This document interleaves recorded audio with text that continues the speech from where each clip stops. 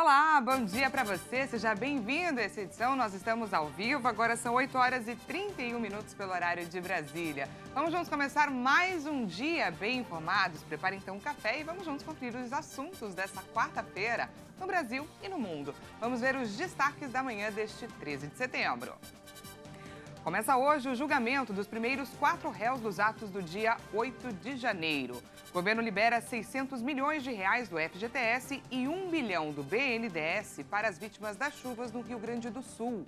Caçada brasileiro condenado à prisão perpétua nos Estados Unidos entra no 14º dia. E já a gente te conta como os fios de cabelo podem ajudar a limpar os oceanos. Você confere tudo isso e muito mais a partir de agora. O governo vai lançar um novo programa de incentivo para a fabricação de ônibus, caminhões e até carros voadores. Pois é, a estratégia foca em dar descontos nos impostos para veículos menos poluentes. Vamos ver.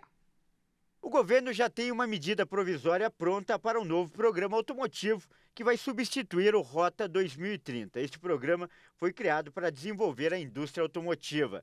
A intenção é lançar o programa em outubro e a ideia é dar incentivos fiscais para carros menos poluentes. Os benefícios deverão ser concedidos de forma escalonada, com base no nível de emissão de gases estufa dos veículos. A proposta de lei orçamentária de 2024 já prevê inclusive uma reserva de 2 bilhões e 800 milhões de reais para a concessão dos estímulos tributários. As discussões têm sido conduzidas pelo Ministério do Desenvolvimento, Indústria, Comércio e Serviços. O novo programa é considerado uma segunda fase do Rota 2030, mas vai receber outro nome e vai ter 5 anos de duração. Mas agora o governo deve ampliar o novo programa para uma série de outros veículos, como motos, caminhões, ônibus e até veículos elétricos de decolagem e aterrissagem vertical, os chamados carros voadores. Antes, apenas automóveis eram contemplados com os benefícios tributários. E o Supremo Tribunal Federal começa a julgar hoje os primeiros 4 réus pelos atos do dia 8 de janeiro. As denúncias foram apresentadas pela Procuradoria-Geral da República e aceitas por decisão dos ministros no plenário virtual. Os 4 réus vão ser julgados pelos crimes de associação criminosa armada, dano qualificado pela violência e grave ameaça com emprego de substância inflamável contra o patrimônio da União e com considerável prejuízo para a vítima, entre outras acusações. Essas ações penais podem levar à condenação ou absolvição dos réus. Os ministros vão avaliar as condutas individualmente, ou seja, vão levar em conta as circunstâncias de cada caso e, no fim, avaliar se houve crime e o grau de participação de cada um nos delitos. As penas podem chegar a 32 anos. As denúncias foram apresentadas pela Procuradoria-Geral da República e aceitas por decisão dos ministros do Supremo. Depois disso, foram feitas as audiências de instrução dos processos, com a coleta de depoimentos de testemunhas de defesa e acusação e interrogatório dos réus. Durante o julgamento, a acusação representada pela Procuradoria-Geral da República e a defesa vão ter 1 hora cada uma para apresentar os argumentos e as provas sobre os réus em julgamento. A votação que decidirá sobre a culpa ou inocência de cada um dos acusados deve começar pelo relator, seguida pelo voto do revisor. Na sequência, a votação será realizada a partir do ministro mais recente, Cristiano Zanin, até chegar ao ministro mais antigo da Corte, Gilmar Mendes. O último voto será da presidente do Supremo, Rosa Weber. E ainda nesse assunto, ontem, nessa terça-feira, a CPMI do 8 de janeiro ouviu a policial militar agredida durante a invasão das sedes dos 3 poderes. A cabo Marcela Pino, que foi arremessada de cerca de 3 metros de altura do alto de uma das cúpulas do Congresso Nacional. Quem traz pra gente mais detalhes é a repórter Jaqueline Fonseca, direto de Brasília. A cabo da Polícia Militar do Distrito Federal, Marcela Pino, foi ouvida na Comissão Parlamentar Mista de Inquérito que apura os atos de 8 de janeiro na condição de testemunha. Ao longo de toda a sessão, os parlamentares elogiaram a postura e a altivez da policial militar durante os atos de 8 de janeiro. Ao tentar impedir o avanço dos manifestantes, Marcela Pino foi agredida e arremessada do alto de uma das cúpulas do Congresso Nacional. Ela deu detalhes das agressões que sofreu com barras de ferro e coquetel Molotov e afirmou que a forma organizada e violenta como os vândalos agiram chamou atenção. Afirmou ainda que na linha de frente das invasões não havia crianças ou idosos. Além da policial militar, a CPMI aguardava nesta terça-feira o depoimento de Marília Ferreira Alencar, delegada da Polícia Federal e subordinada de Anderson Torres. Na gestão de Jair Bolsonaro, ela foi diretora de inteligência do Ministério da Justiça e no dia 8 de janeiro ocupava o cargo de subsecretária de inteligência da Secretaria de Segurança Pública aqui do Distrito Federal. Ela foi apontada como autora de um mapeamento que listava os locais onde Luiz Inácio Lula da Silva foi mais bem votado no primeiro turno das eleições. Esse mapa teria sido utilizado para balizar as operações da PRF no segundo turno. O depoimento dela era muito aguardado na CPMI, justamente para falar sobre este mapeamento, além de outros assuntos relacionados ao 8 de janeiro. Mas por conta de uma decisão do ministro Cássio Nunes Marques, do STF, ela pôde faltar ao depoimento. A decisão do ministro foi muito criticada pelos parlamentares. A relatora da comissão, senadora Elisiane Gama, e o presidente, deputado Arthur Maia, afirmaram que a advocacia do Senado entrou com um recurso pedindo que o ministro volte atrás na decisão ou leve o assunto ao plenário do STF. Um relatório revelou que o ensino profissionalizante do Brasil é frequentado por poucas pessoas. De cada 10 estudantes, apenas um procura especialização em algum setor da economia. Quem traz para a gente mais informações agora é a repórter Maria Clara Leite. O relatório, que reúne dados de países membros e parceiros da OCDE, a Organização para a Cooperação e Desenvolvimento Econômico, este ano foca no ensino profissionalizante, considerando o mínimo necessário para uma participação bem-sucedida no mercado de trabalho. O estudo mostra que o número de brasileiros matriculados em cursos profissionalizantes é inferior à média dos países pesquisados. Enquanto aqui 11% dos jovens entre 15 e 24 anos fazem esses cursos, lá fora a porcentagem chega a 35%, entre estudantes de 15 a 19 anos e a 65%, entre os que têm entre 20 e 24. A gente lembra aqui que no Brasil, a educação profissional e tecnológica é uma modalidade prevista na Lei de Diretrizes e Bases da Educação Nacional. E esses cursos podem ser feitos junto com a educação de jovens e adultos, dentro do ensino médio ou até mesmo depois da conclusão dele. Entre os brasileiros, as taxas de conclusão do ensino profissional junto com o ensino médio estão dentro da média dos países pesquisados. 62% dos estudantes concluem o ensino profissional dentro do prazo esperado e 70% concluem até 2 anos depois. Segundo a OCDE, a educação profissional varia bastante de país para país, mas há características comuns que contribuem para uma educação profissional de qualidade. Entre elas, a inclusão da aprendizagem baseada no trabalho, o que a organização diz ser muito vantajoso, por permitir que os alunos apliquem suas habilidades em um ambiente prático e assim tenham mais facilidade no momento da transição da escola para o mercado de trabalho.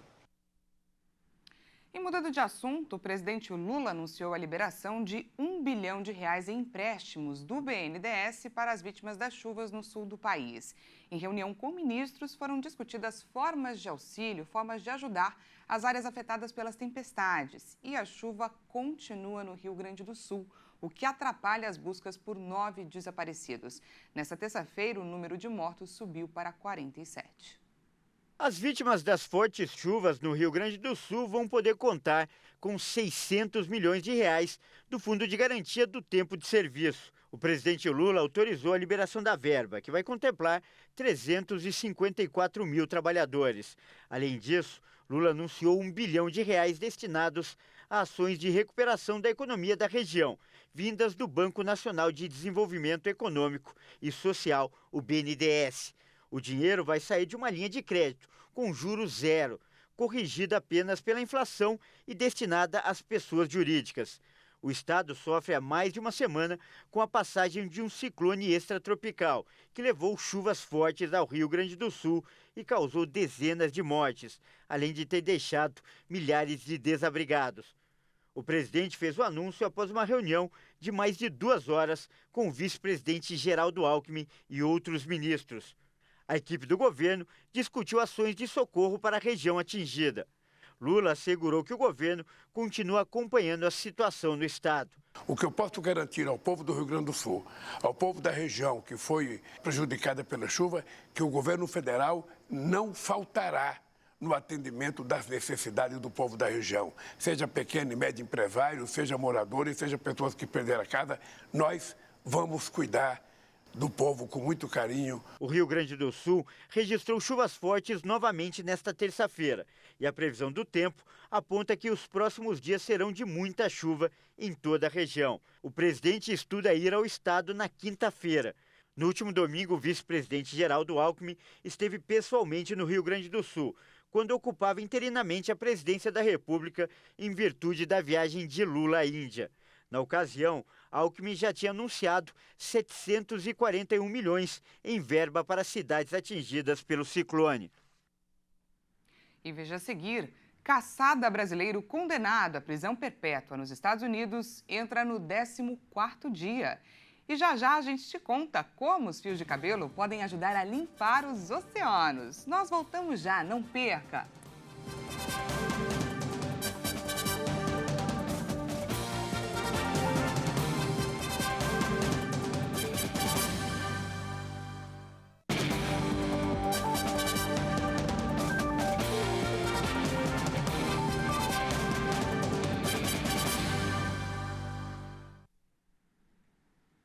Seja bem-vindo mais uma vez, nós estamos de volta e ao vivo, 8 horas e 45 minutos pelo horário de Brasília.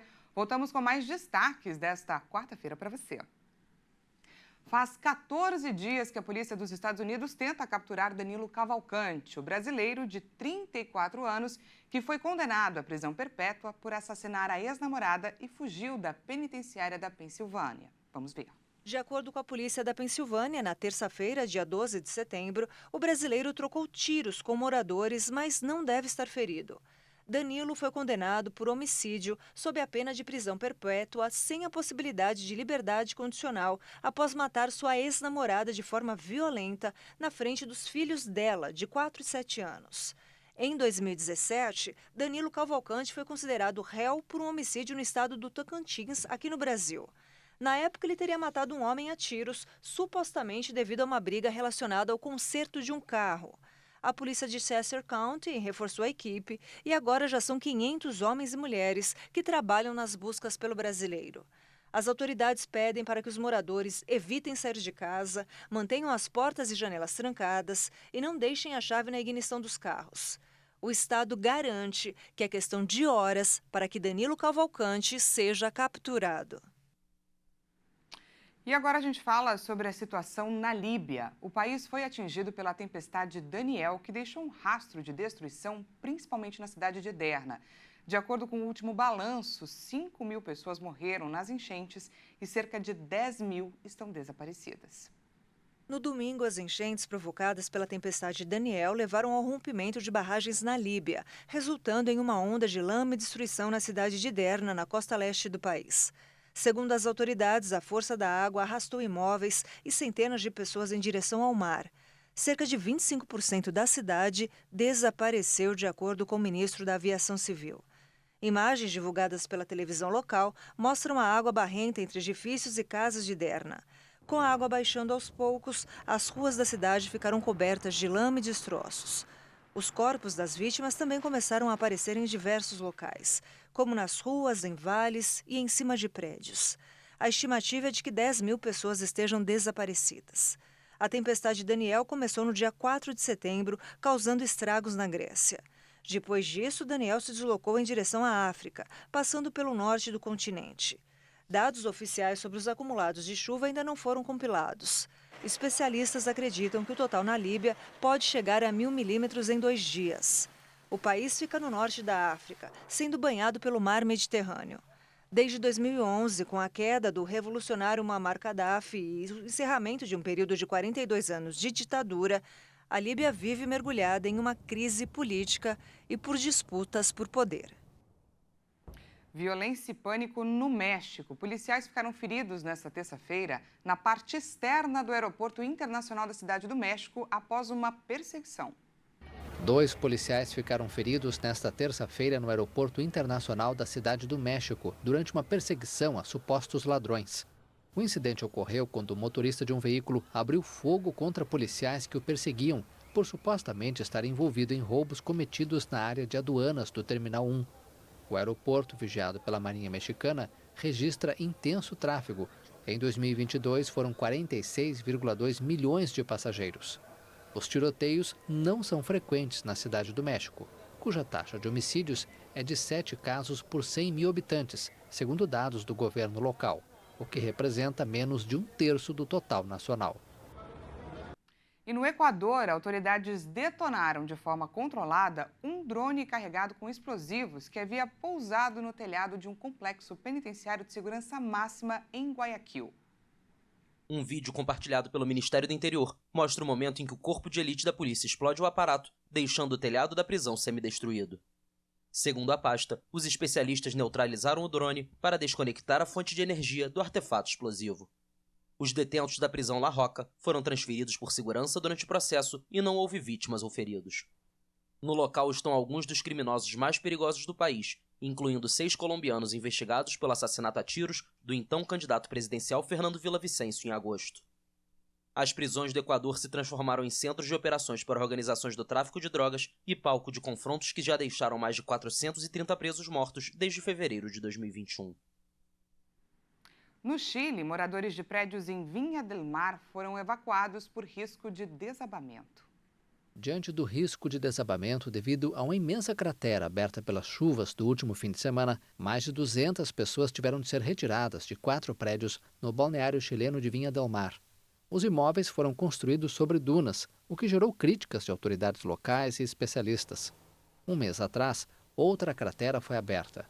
Um apartamento em um dos prédios afetados pode custar até $390 mil. Esse valor equivale a 1,9 milhão de reais. Construir sobre um sistema de dunas é uma situação delicada, ressaltou a ministra de Obras Públicas do Chile, Jéssica Lopes, segundo a qual os reparos podem levar pelo menos 8 meses. Uma organização não governamental trouxe dos Estados Unidos uma máquina que produz mantas feitas com fios de cabelo usadas para capturar o óleo dos oceanos. E para ajudar o planeta, basta doar alguns fios. Vamos conferir juntos na reportagem especial da Maria Clara Leite. Apenas 2,5 centímetros de cabelo para contribuir de forma grandiosa com o meio ambiente. A gente tira só as pontinhas, não chega a 2 dedos. Essa é a doação mínima possível ao projeto Fiotrar da Cabelegria, organização não governamental criada em 2013, com foco em confecção e distribuição de perucas a pacientes oncológicos.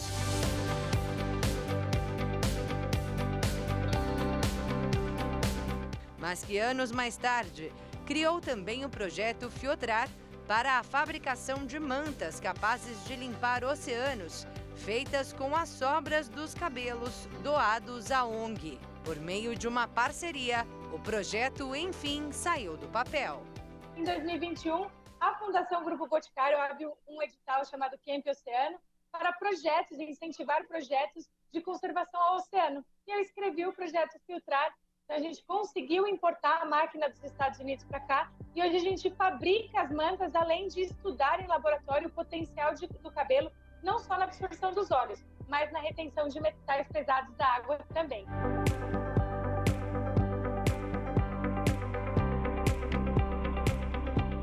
Para produção de uma manta como esta aqui, mas de 60 por 60 centímetros, são necessários 800 gramas de cabelos.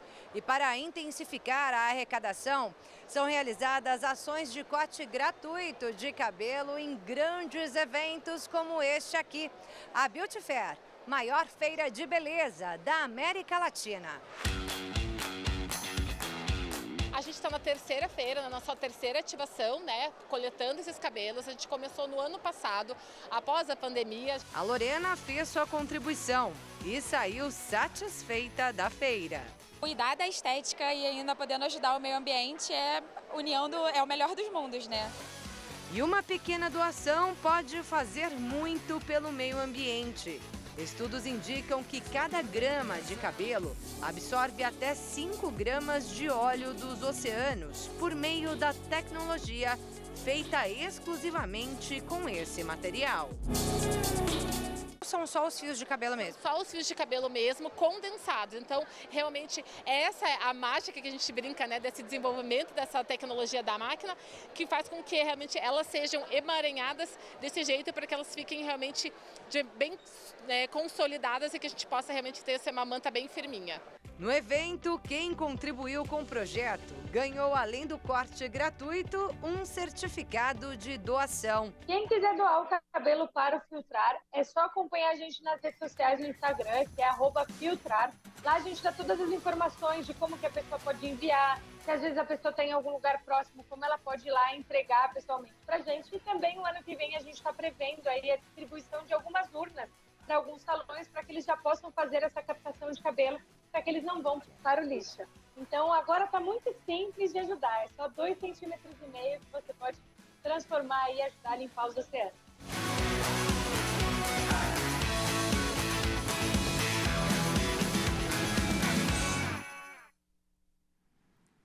Que bacana, não é? Um pequeno gesto que vai ajudar tanto na transformação do meio ambiente, ajudando aí a limpar os oceanos. Essa edição fica por aqui. Muito obrigada pela sua companhia. Às 10 horas eu volto com mais informações para você. Até daqui a pouco.